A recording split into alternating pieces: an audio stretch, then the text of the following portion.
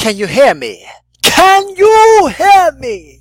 What's going on, everybody? My name is Jeremiah with JeremiahVegan.com. We are a lead generating agency where we specialize in generating leads for you. If you have a B2B company, if you like videos like these, make sure that you subscribe to the YouTube channel if you're watching this on YouTube. Once you hit the subscribe button on YouTube, make sure you hit the notification bell so you can get notifications each day, each time we upload a video to YouTube.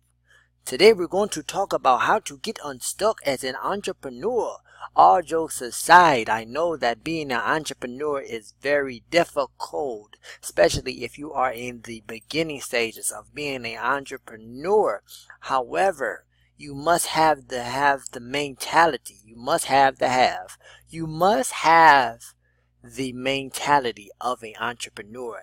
You must have the mentality of a shark as a go-getter. Not saying that you do not have it, because I don't know you, obviously.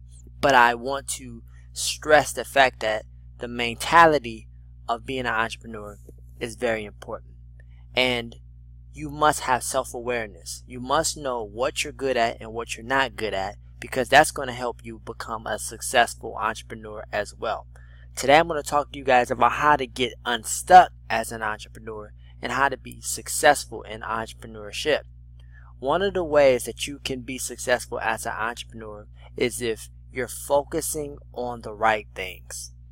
You have to crawl before you walk. A lot of people have these dreams and aspirations of being successful, not even necessarily just in entrepreneurship, just as an individual in general. It doesn't matter what your goal is. A lot of people have these aspirations, and a lot of the times they try to walk, crawl, and jump all at the same time, meaning they get ahead of themselves, especially when it comes to entrepreneurship.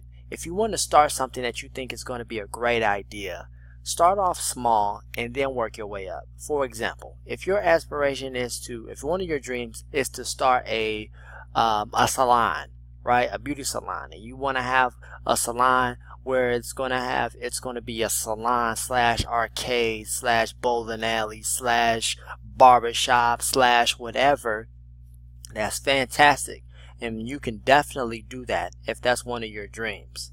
But why don't you take steps to get to that point? If you don't have the capital to do that all at one time, you need to ask yourself all of the right questions.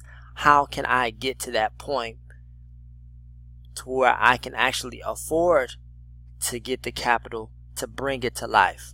One of the ways that you can go about doing that without even knowing you is to start off small. So maybe you can start off doing one salon, right? Or maybe you can start off doing a salon at a certain location, your house, if you're comfortable doing that, or someone else's house, or you're renting a small office, CMC office that's for like $300 a month. Maybe you're starting it there, and then as you start to get your clientele up, as you start to get more popular and more creative with your marketing, if you don't hire a marketing agency or someone to do the marketing for you, then you can open up another one. Then after you open up another one, you open up another one. And after you do that, then you start seeing revenue where you can start putting funds aside and start maybe opening up another salon that's bigger, and then you can start, moving up for there. Now, this may not be your dream. This is just an example of what you can do, so you can apply this to your life accordingly, all right? But start off small. And another thing that you can do is you need to focus, and I want to stress this, focus on the effort, not the result.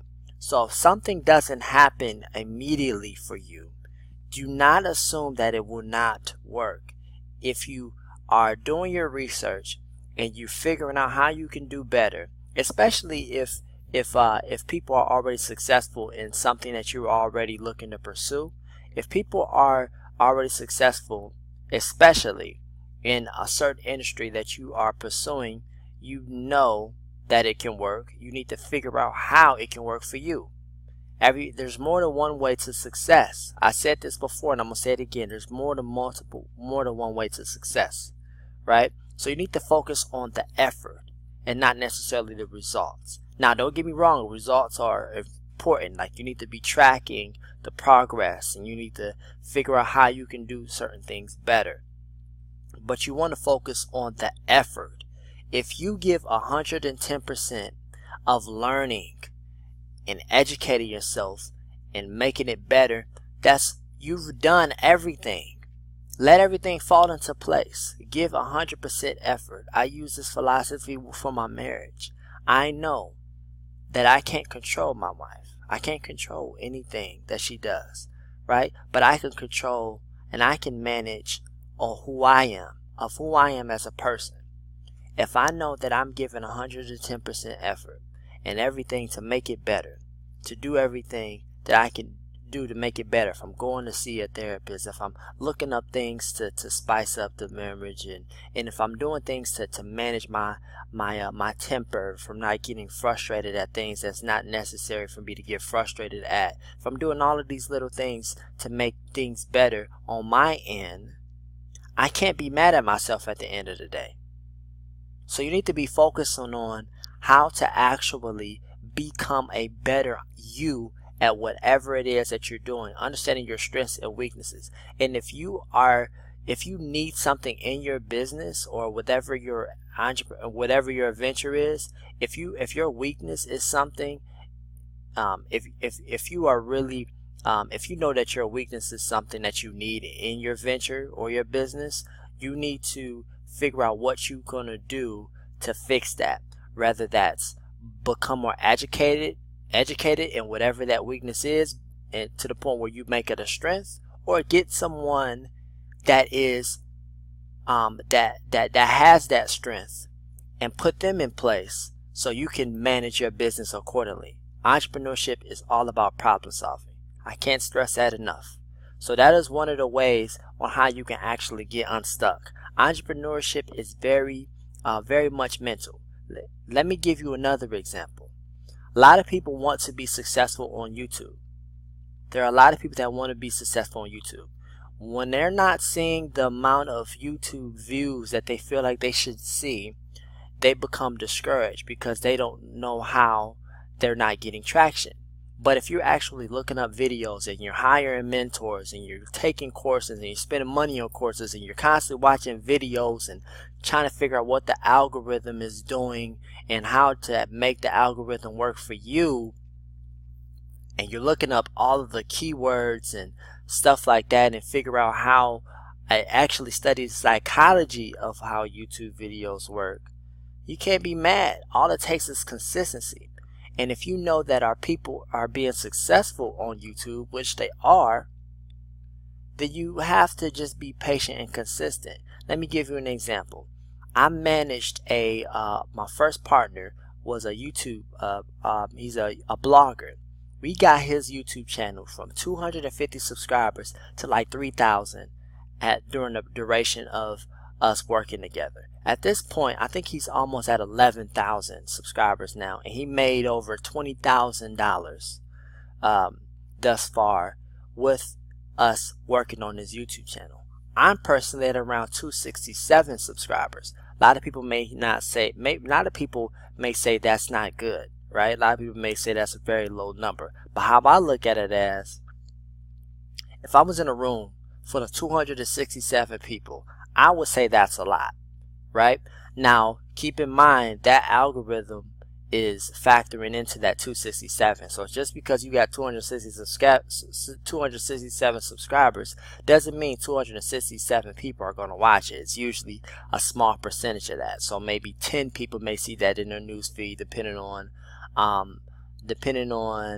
the activity that YouTube tracks.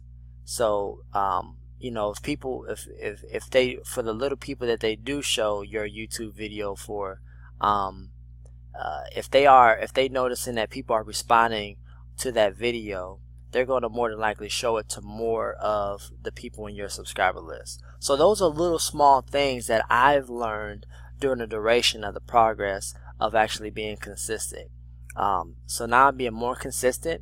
To be honest with you, I've been kind of laying back off of it, but it's important for me to do a video at least once a week or twice a week or something like that, just so I can continue to have whatever momentum I have going for me. So those are some things that you can do to get unstuck when it comes to being a entrepreneur. Alright, hopefully that helps you guys. I'll talk to you guys in the next video. Peace and hair grease.